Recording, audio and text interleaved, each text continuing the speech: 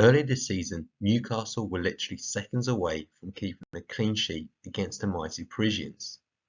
And given the quality of PSG and Mbappe, I was curious to find out how Newcastle and Trippier defended against the French star. The intriguing encounter between Trippier and Mbappe actually started before Mbappe receives the ball. Understandably, Trippier wanted to protect the space behind him so that Mbappe did not have an easy chance to receive a direct pass behind, which would naturally lead to a potential goal scoring opportunity for the Parisians. To do this, Trippier carried out a textbook defensive positioning concept, which is known as the application of the defensive triangle. And this is when the position you take up allows you to do three things. Firstly, see the ball. Secondly, see the player you're marking, which in this case is Mbappe. And thirdly, and crucially, protect the space in behind. And this meant that at times Trippier had to sacrifice getting close and tight to Mbappe in order to protect the space in behind. And this is especially important against fast wingers, as otherwise if you get too tight, you leave yourself vulnerable to that passing behind, which is what happens here against the Newcastle left back. Given Trippier's effectiveness in maintaining that defensive position, he was able to intercept any passes that were played into the space and behind.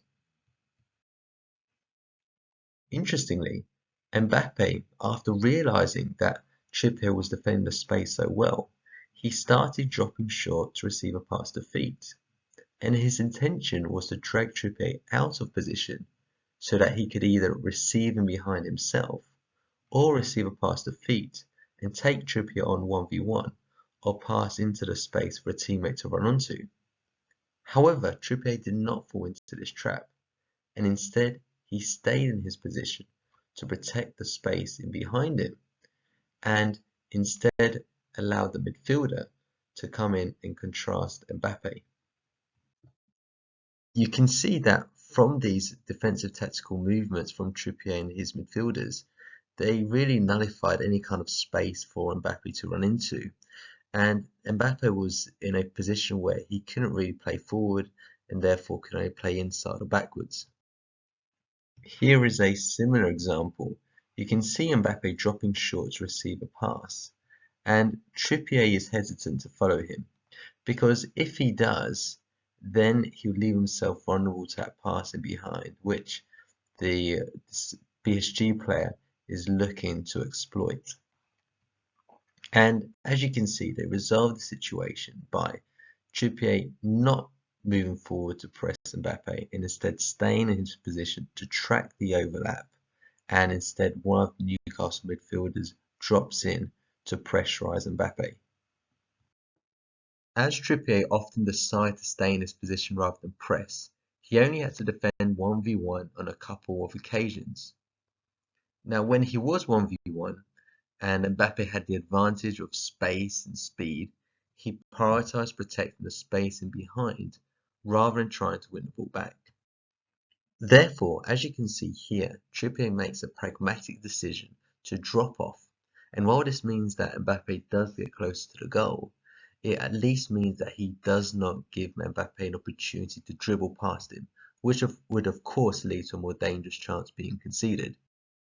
The next key decision Trippier had to make was deciding when to tackle, and he only chose to do so when he knew he was sure he would get clean contact on the ball.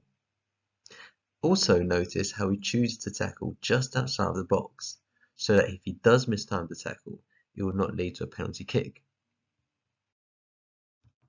The final interesting point is that sometimes you have to foul when you're dribbled past in order to prevent a goal score opportunity, like Trippier did here when Mbappe dribbled past him. In summary, Trippier executed a meticulously well-planned and pragmatic defensive strategy against Mbappe that appeared to be centered around the idea of protecting the space in behind. What's your thoughts on this strategy? Would you have defended against Mbappe in a different way? Either way, let me know, comment your ideas below, and remember to subscribe for more coaching videos like this.